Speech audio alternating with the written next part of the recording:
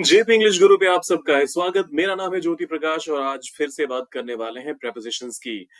Preposition मैंने पहले भी बोला था, सबसे कंफ्यूजिंग टॉपिक अगर पूरे इंग्लिश ग्रामर का कुछ है तो वो है प्रेपोजिशन।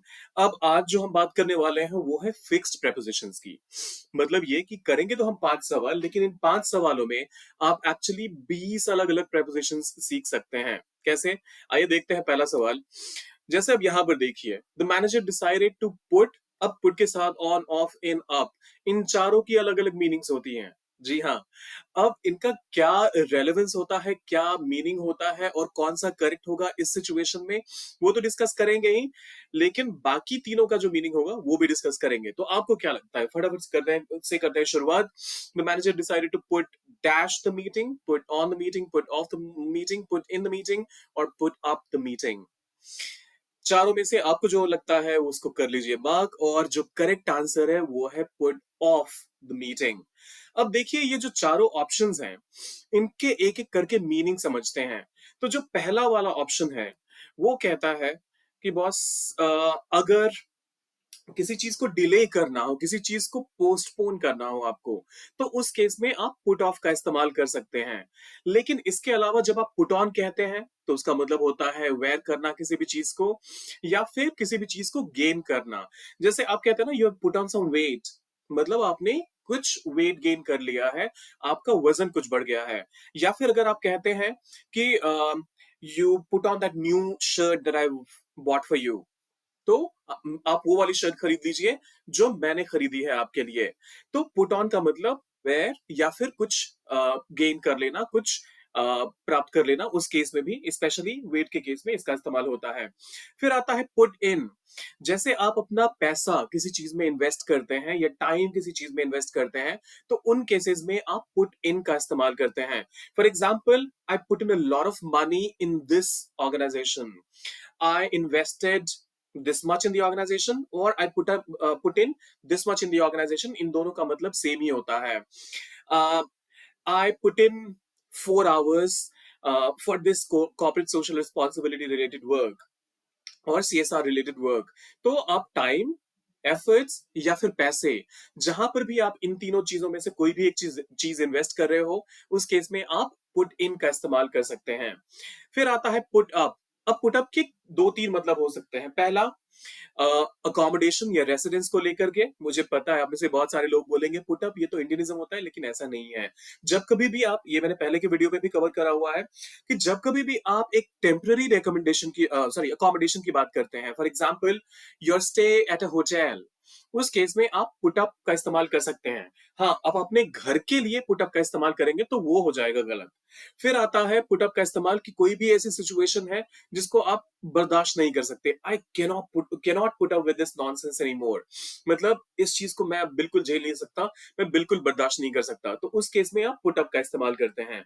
तो ये हो गए बाकी तीन। मतलब ये कि अगर आपको किसी चीज को पोस्टपोन करने की बात हो, किसी चीज को आगे करने की बात हो, तो उस केस में आप पुट ऑफ का इस्तेमाल कर सकते हैं। क्वेश्चन 1, अगर आपने पुट ऑफ का किया था इस्तेमाल, अगर आपने भी चूज किया था पुट ऑफ, तो फिर आपको मिलते हैं फुल मार्क्स। आइए देखते हैं अगला सवाल। The car broke dash on the highway. The car broke down on the highway. The car broke up on the highway. The car broke off in the highway on the highway, or the car broke into on the highway। क्या लगता है आपको? अगर आपने कर लिया है mark, तो आइए करते हैं डिस्कशन की शुरुआत। वैसे broke down is the right phrase here. जब कभी भी किसी चीज को खराब होने के बारे में आप चर्चा करते हैं या बात करते हैं, तो उस केस में आप इस्तेमाल करते हैं ब्रेक डाउन फ्रेज का। ये एक फ्रेजल वर्ब है जिसका मतलब है कि कोई भी चीज मैल फंक्शन हो गई, या फिर काम करना बंद हो गई, या फिर जिस तरीके से उसको काम करना चाहिए उस तरीके से वो काम नहीं कर रही है, तो उस केस में आप ब्रोक डाउन का इस्तेमाल करते हैं। स्पेशली ये मशीनरी के केस में इसका इस्तेमाल होता है। फिर आता है ब्रोक अप या फिर ब्रेकअप। आई एम श्योर किसी भी रिलेशनशिप को एंड करने के लिए ब्रेकअप वर्ड का इस्तेमाल, सॉरी, फ्रेज का इस्तेमाल होता है। आई एम श्योर आप सबको पता है। अभी भी वैलेंटाइंस डे गया है, तो मुझे ऐसी बात नहीं करनी चाहिए, लेकिन पता तो होगा ही। फिर आता है ब्रोक ऑफ और या फिर ब्रेक ऑफ।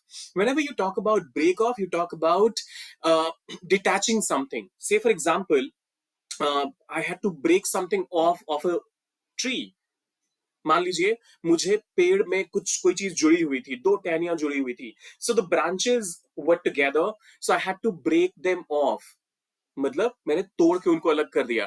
वैसे केसेस में आप ब्रेक ऑफ का इस्तेमाल करते हैं। फिर आता है टू ब्रेक इनटू।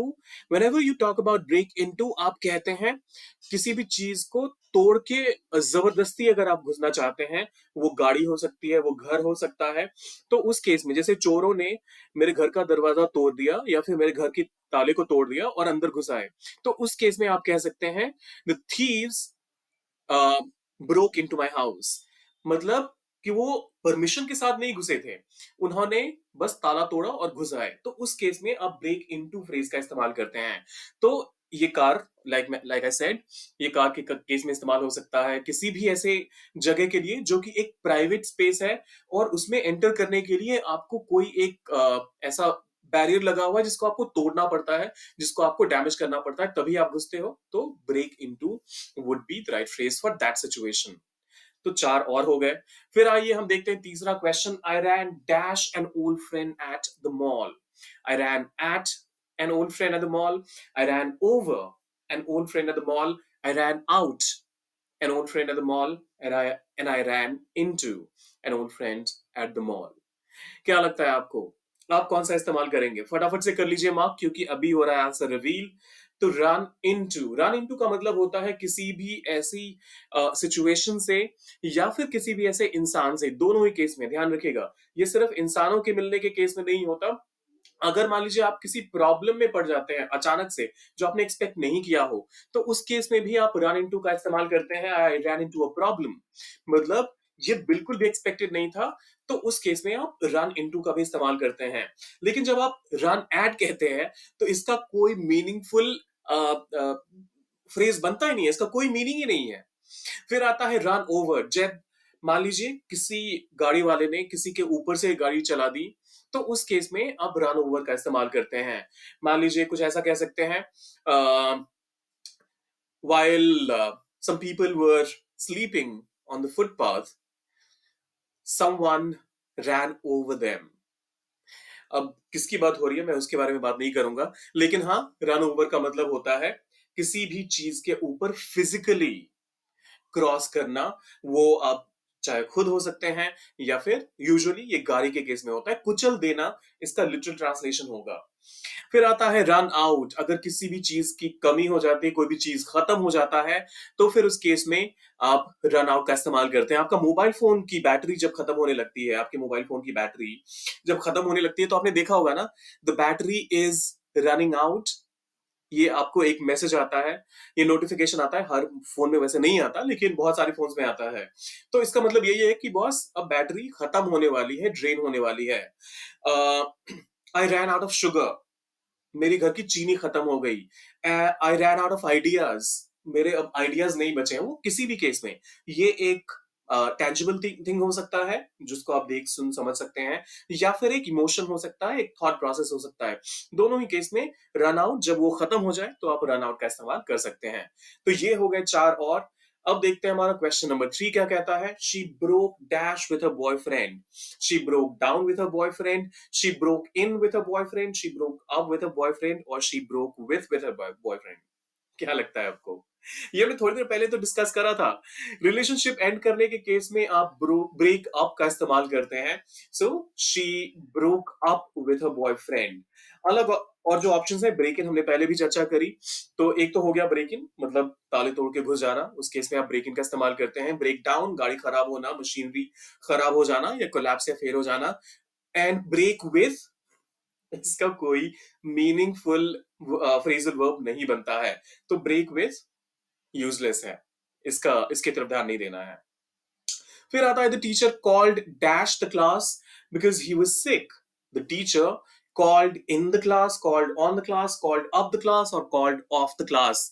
अब देखिए टीचर जो थे, ये भाई साहब बीमार थे, तो इन्होंने क्या करा कि क्लास को कैंसिल ही करा होगा। बीमार का अगर कोई होता है तो कैंसिल ही करेगा ना, तो उस केस में आप कॉल ऑफ फ्रेज का करते हैं इस्तेमाल। The teacher called off the class because he was sick. बाकी तीनों का भी इस्तेमाल देखते हैं, समझते हैं। जब आप कॉल इन कहते हैं तो इसका मतलब होता है request someone's presence. I called him in, मतलब मैंने उसको अपने घर बुलाया या अपने पास बुलाया। फिर आता है कॉल अप, जब आप किसी को फोन करते हैं तो उस केस में आई कॉल्ड हिम अप। तो ये हो जाता है कॉल अप का मतलब। और कॉल ऑन मतलब किसी खास क्वेश्चन के आंसर के लिए। ये इंटरोगेशन के केस में भी इस्तेमाल होता है, जैसे पुलिस वालों ने किसी अक्यूज को बुलाया, तो उस केस में कॉल ऑन फ्रेज का इस्तेमाल होता है। The police called on the accused and asked 10,000 questions. तो कॉल ऑन का इस्तेमाल आप उस केस में करिएगा। ये टोटल 20 अलग अलग फ्रेजेस हमने डिस्कस करे, और आई एम श्योर कि इसके बाद आपको कोई कंफ्यूजन कम से कम इन 20 क्वेश्चंस में नहीं रहने वाली है। लेकिन वो कहते हैं ना, प्रैक्टिस मेक्स एवरीवन परफेक्ट। तो इसका मतलब ये नहीं है कि हम आज के बाद इसको बंद कर देंगे। आपके पास ये वीडियोस आते रहेंगे, लेकिन वो तभी होगा जब आपने सब्सक्राइब, लाइक और शेयर कर दिया होगा। कमेंट करके बताइए कि इनमें से आपके लिए नया फ्रेज कौन सा था, नया फ्रेजल वर्ब कौन सा था। मिलते हैं जल्दी ही। Till then take care of yourself and keep learning.